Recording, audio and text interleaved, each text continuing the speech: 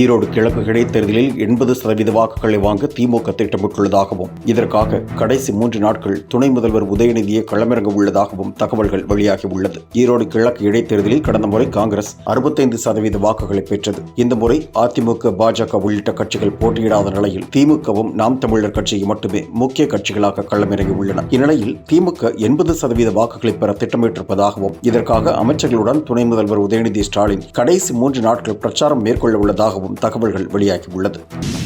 நாட்டின் வாக்காளர்களின் எண்ணிக்கை 100 கோடியை நெருங்குகிறது. தேர்தல் ஆணையம் 1950ஆம் ஆண்டு ஜனவரி மாதம் 25ஆம் தேதி நிறுவப்பட்டது. இந்த நாளை தேர்தல் ஆணையம் ஆண்டுதோறும் வாக்காளர் தினமாக கொண்டாடி வருகிறது. இந்நிலையில் நாளை வாக்காளர் தினத்தையொட்டி தேர்தல் ஆணையம் வெளியிட்ட அறிவிப்பில் நாட்டின் வாக்காளர் எண்ணிக்கை 99.1 கோடியாக அதிகரித்திருப்பதாக தெரிவிக்கப்பட்டுள்ளது.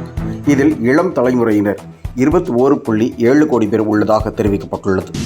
புதியதாக மகளிர் உரிமைத் தொகை வழங்கப்பட உள்ளது தொடர்பான அறிவிப்பை முதலமைச்சர் மு.க.ஸ்டாலின் விரைவில் வெளியிட இருப்பதாக தகவல்கள் வெளியாகியுள்ளது. தமிழக அரசு வழங்கி வரும் மகளிர் உரிமைத் தொகை திட்டத்தில் இதுவரை 1.14 கோடி பெண்கள் பயனாளிகளாக உள்ளனர். இந்நிலையில் தகுதி இருந்தும் உரிமை கிடைக்காத மகளிருக்கு 1000 ரூபாய் வாங்குவதற்கான ஏற்பாடுகளை அரசு செய்து வருவதாக துணை முதல்வர் உதயநிதி ஸ்டாலின் தெரிவித்திருந்தார். இந்நிலையில் இது தொடர்பான அறிவிப்பை முதலமைச்சர் மு.க.ஸ்டாலின் விரைவில் வெளியிட உள்ளதாக தகவல்கள் வெளியாகியுள்ளது. திருவள்ளுவரையும் வள்ளலாரையும் காழ்ப்புணர்ச்சி கொண்டு பேச யாரையும் தமிழகம் அனுமதிக்காது என்று அமைச்சர் சேகர் பாபு கூறியுள்ளார். சர்வதேச வள்ளலார் மையத்தை உச்சநீதிமன்றத்தில் சட்டப்போராட்டம் நடத்தி தமிழக அரசு கட்டாயம் அமைக்கும் என்றும் இந்த மையம் முழுக்க தமிழக அரசு நிதியை கொண்டு அமைக்கப்படுவதாகவும் இதில் தமிழகத்தின் உரிமை நிலைநாட்டப்படும் என்றும் அமைச்சர் திட்டவட்டமாக தெரிவித்தார்.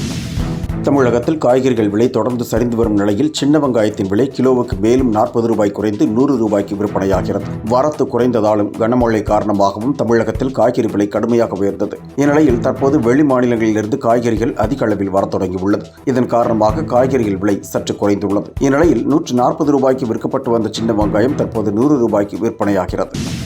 தங்கத்தின் விலை மீண்டும் உச்சக்கட்டத்தை எட்டியுள்ளது. சென்னையில் ஒரு சவரன் ஆபரண தங்கம் இன்று 240 ரூபாய் அதிகரித்து 60,440 ரூபாய்க்கு விற்பனையாகிறது. கிராம் 30 ரூபாய் உயர்ந்து 7,555 ரூபாய்க்கு விற்பனையாகிறது. வெள்ளியின் விலை கிராம் 1 ரூபாய் அதிகரித்து 105 ரூபாய்க்கு விற்பனையாகிறது. பிறப்புரிமை குடியுரிமை வழங்க தடை செய்யும் அதிபர் டிரம்பின் உத்தரவுக்கு அமெரிக்காவின் சியாட்டில் நீதிமன்றம் தடை விதித்துள்ளது. அமெரிக்காவில் பிறக்கும் வெளிநாட்டு தம்பதியர்களுக்கு பிறக்கும் குழந்தைகளுக்கு குடியுரிமை அளிக்கும் எளிய முறை தற்போது நடைமுறையில் இருந்து வருகிறது. ஆனால் அவ்வாறு குடியுரிமை வழங்கப்பட முடியாது என்று டிரம்ப் அதிரடியாக அறிவித்தார். இதனை எதிர்த்து 22 மாகாணங்களில் வழக்குகள் தொடரப்பட்ட நிலையில் தற்போது சியாட்டில் நீதிமன்றம் அதற்கு தடை விதித்துள்ளது. பிறப்புரிமை அடிப்படையில் அமெரிக்க குடியுரிமைக்காக காத்திருக்கும் பல்லாயிரக்கணக்கான இந்தியர்கள் இதனால் நிம்மதியடைந்துள்ளனர்.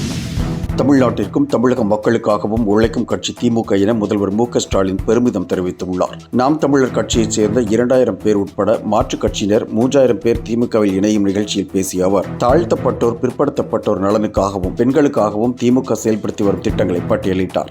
7வது முறையாக திமுக ஆட்சி அமைக்கும் என்று அவர் உறுதிபட தெரிவித்தார். நாம் தமிழர் கட்சியிலிருந்து ஆட்களை எடுக்கும் அளவிற்கு திமுக பலவீனப்பட்டு உள்ளதாக சீமான் தெரிவித்துள்ளார். நாம் தமிழர் கட்சியிலிருந்து 2000 பேர் விலகியது குறித்து செய்தியாளர்கள் கேட்ட கேள்விக்கு சீமான் பதிலளித்தார். நாம் தமிழர் கட்சியிலிருந்து விலகியதால் தான் பலவீனமடையவில்லை என்றும் திமுக தான் பலவீனமடைந்து மாற்றுக் கட்சியினர் கட்சியில் சேர்ப்பதாகவும் சீமான் விமர்சித்தார்.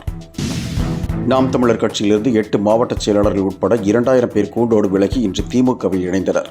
பெரியாரையும் திராவிட இயக்கங்களையும் சீமான் தரக்குறைவாகவும் இழிவாகவும் பேசி வருவதை கண்டித்து நாம் தமிழர் கட்சியிலிருந்து கொத்து கொத்தாக அதன் நிர்வாகிகள் விலகி வருகின்றனர். இந்நிலையில் முதலமைச்சர் மு.க.ஸ்டாலின் முன்னிலையில் நாம் தமிழர் கட்சியைச் சேர்ந்த 2000 பேர் இன்று திமுகவில் இணைந்தனர். அவர்களை முதலமைச்சர் வரவேற்றார். கட்சியில் இணைந்த அவர்களை துணை முதல்வர் உதயநிதி ஸ்டாலினும் வரவேற்று பேசினார். நாம் தமிழர் கட்சியைச் சேர்ந்த 2000 பேர் மொத்தம் 3000 பேர் இன்று திமுகவில் இணைந்தனர்.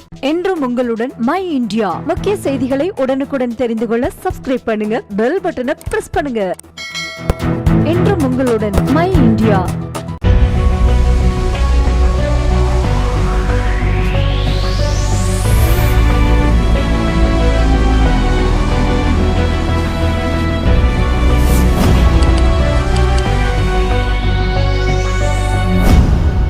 தேசத்தின் நம்பிக்கை மாத இதழ் அப்பா பதிப்பகம் இணைந்து வழங்கும் நேர்மையாளர் சகாயம் IAS அவர்களின் அனுபவ பதிவில் கடைசி தரியில் கண்டாங்கி சேலை இப்போது பரபரப்பாக விற்பனையாகிக் கொண்டிருக்கிறது. புத்தகத்திற்கு உடனே அழையுங்கள் 701002 982336 9315077173 மற்றும் 8925917667. கடைசி தரியில் கண்டாங்கி சேலை.